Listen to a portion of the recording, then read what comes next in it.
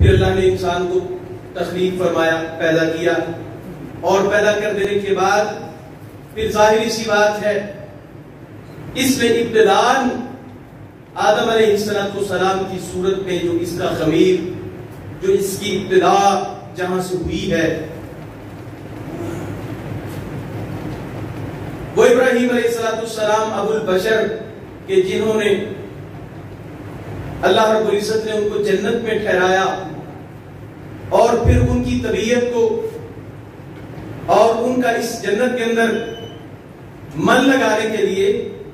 پھر ان کی پسلیوں میں سے، انہی کے وجود میں سے اللہ تبارک و تعالی نے ان کے لیے ان کی عورت، ان کی بیوی کو پیدا کیا، تاکہ یہ جوڑا بن کے رہتے ہوئے لِتَسْكُنُوا إِلَيْهَا، یہ آپس میں ایک دوسرے کے ساتھ مانوس ہوں، آپس میں ایک دوسرے کے ساتھ بات چیت کر سکتے ہوں، بات کو شیئر کر سکتے ہوں، اور یہ آپس میں ایک دوسرے کے ساتھ سکونت، سکینت، سکون اس کو محسوس کریں۔ الغرض اللہ تبارک و تعالی نے سیدنا آدم علیہ السلام کو اس درخت، اس پھل کھانے سے روکا، شیطان کے بہکاوے میں آ کر اس پھل کو کھایا، جنت سے اتار کے زمین پر اتار دیے گئے، وہ شاہی لباس، وہ جنت کا قیمتی لباس اتر گیا، زمین پر آ گئے۔ اب اس زمین کے اوپر آنے کے بعد اللہ تبارک و تعالی نے پھر ایک نیا باب کھل گیا انسان کے لیے، وہ دروازہ جو کھلا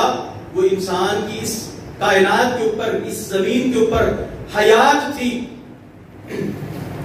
اس زمین کے اندر موسم کی گرمی اور سردی، موسم کی شدت، وہ گرمی کی شدت ہو یا وہ سردی کی شدت، پھر ان موسموں کو، ان کی تکلیفوں کو برداشت کرتے ہوئے وہ چلتے چلاتے زمانہ آج ہم تک پہنچا ہے۔ آج جدید سائنس ریسرچ کر کے بتاتی ہے کہ یہ جو انسان، یہ جو ہیومن اس کائنات میں زمین میں پھر رہے ہیں، اصل اس سیارے کا، اصل اس زمین کا یہ باسی نہیں ہے، یہ تو جنتوں سے آیا ہوا شہزادہ ہے۔ یہی بات ہے کہ ہم اپنے 6 فٹ کے وجود کو دیکھیں، ہم کتنے قوی الاعصاب ہیں، مضبوط جسم رکھنے کے باوجود انسان 40 برس کی عمر ہوتی ہے، اس کی جوانی ڈھلنا شروع ہو جاتی ہے، اور جیسے ہی 60 برس کے قریب پہنچتا ہے، اس کی ہڈیاں، اس کی زور آور، اس کی وہ قوت جواب دینا شروع ہو جاتی ہے۔ یہ کیا ہوا کہ اتنا خوبصورت جسم، اتنا کڑیل جوان، اور 60 برس نہیں ہوئے تو وہ کمر جھک کر کمان ہو گئی، بوڑھا ہو گیا۔ یہ کیا ہوا؟ یعنی یہ ثابت ہوا کہ انسان اس سیارے کا اصل باسی نہیں تھا، یہ تو جنت سے آیا تھا، لیکن اس کائنات میں یہ اس گناہ کی پاداش میں جو ابتداء اس سے ہو گیا تھا، پھر اس لیے اس کو اس کائنات میں بھیجا گیا، اور جب یہاں پہ آیا ہے پھر بھی اللہ تبارک و تعالی نے رحم و کرم کرتے ہوئے اس کو شتر بے مہار نہیں چھوڑا، پھر بھی اس کی رہنمائی، اس کی پیشوائی،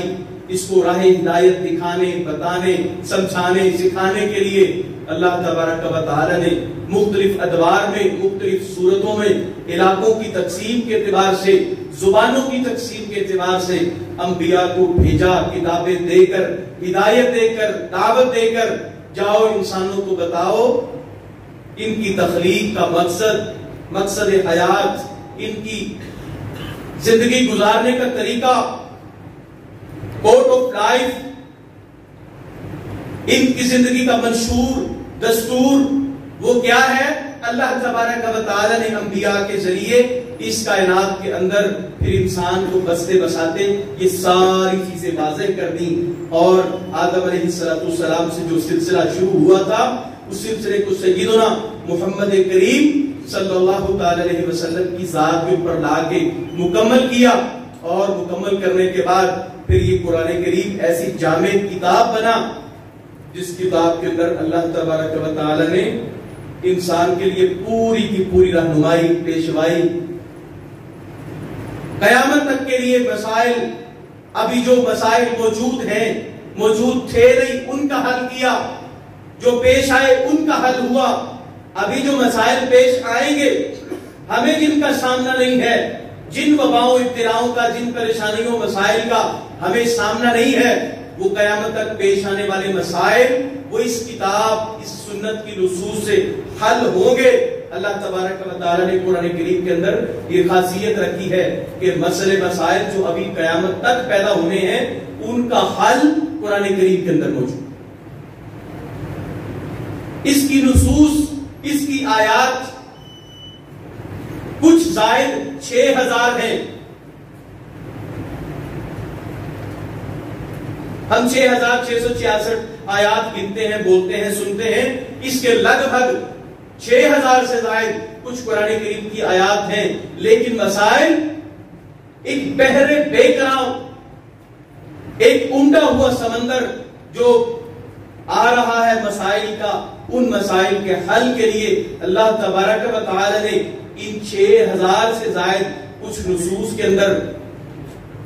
وہ خاصیت، وہ معجزہ رکھا ہے کہ قیامت تک آنے والے مسائل وہ انہی 6000 آیات، انہی نصوص کے ذریعے حل.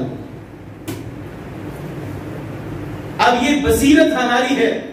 اس کتاب سے سیکھنا ہم نے ہے. کتاب واضح ہے، اس کتاب کے اصول، اس کے ضوابط اللہ تبارک و تعالی نے جو ہمیں بیان کر دیے ہیں، بتا دیے ہیں. اس کی بھی ایک حکمت یہ تھی کہ قرآن کریم کے نصوص جو 6000 سے کچھ زائد آیات ہیں، اس کی نصوص ہیں، ان کے بھی یہاں تک رکھنے کی، یہاں تک ان کو محدود رکھنے کی اللہ تبارک و تعالی کی ایک بڑی حکمت یہ تھی کہ قیامت تک ابھی جو انسان پیدا ہونے ہیں، انسان اس کائنات میں آئیں گے، ان مسائل کے حل کے لیے لاکھوں مسائل، لاکھوں مشکلات، لاکھوں ایسے مسائل ہوں گے کہ جن کا حل ضروری ہوگا. لیکن اگر نصوص ان کی تحدید نہیں ہوتی، نصوص کو لمیٹڈ نہیں کیا جاتا، آیات کو محدود نہیں کیا جاتا، تو لاکھوں مسائل ہیں، لاکھوں اس کے احکامات اور آیات بن جاتے. تو اللہ تبارک و تعالی نے اس کتاب کو ایک ایسا معجزہ بنایا ہے کہ جس کے اندر آیات تو 6000 سے زائد کچھ آیات ہیں، لیکن مسائل، لاکھوں مسائل جو قیامت تک ابھی پیدا ہوئے ہیں، ہوں گے، ان مسائل کا حل انہی آیات کے اندر رکھا ہے. اب یہ پرچہ دے دیا ہے، سوالات بتا دیے ہیں، اصول وضع کر دیے ہیں، ضابطے بتا دیے ہیں. اب ان ضوابط کے ذریعے، ان اصولوں کے ذریعے ہم نے مسائل کو حل خود کرنا ہے. آپ میتھ کے، آپ ریاضی حساب کو پڑھیں، حساب کے اندر ایک فارمولا، ایک کلیہ بتا دیا جاتا ہے، اس کلیہ کے اوپر فلاں فلاں سوال حل ہوگا. آپ اس ایک فارمولے کے ذریعے، ایک کلیہ کے ذریعے کتنے ہی سوالات جو آتے ہیں اس کے اندر جمع، تقسیم، ضرب، تفریق، ہر اعتبار سے ان کے اندر کہیں نہ کہیں تبدیلی ہوتی رہتی ہے. لیکن اسی اصول کے ذریعے، اسی ضابطے کے ذریعے ہم ان مسائل کو، ان سوالات کو حل کرتے رہتے ہیں. یہی قرآن مجید کا امتیاز اور اعجاز ہے کہ اللہ نے اصول بتا دیے ہیں. ان اصولوں کے اندر رہتے ہوئے، ان ضوابط کی پابندی کرتے ہوئے تم نے اپنے مسائل کا حل نکالنا ہے. جتنے سوالات حساب کے ہمیں پیش آتے ہیں اتنے تو ہم ضابطے سیکھنا بیٹھ جائیں تو پھر جو ہے وہ ایک بچہ سکول جا کے بڑی مشکل سے میتھ کے ضابطے ہی سمجھ سکے.